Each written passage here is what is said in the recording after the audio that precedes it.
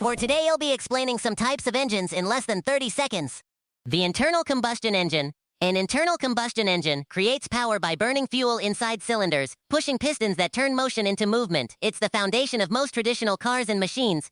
The reliable gasoline engine. A gasoline engine uses spark plugs to ignite fuel and air for smooth, fast performance. It's commonly found in everyday cars and motorcycles. A diesel engine compresses air until fuel ignites without a spark, producing strong torque and high efficiency. It's widely used in trucks and heavy machinery. A turbofan engine is a jet engine with a large front fan that improves efficiency and reduces noise. It's the standard engine in commercial airplanes.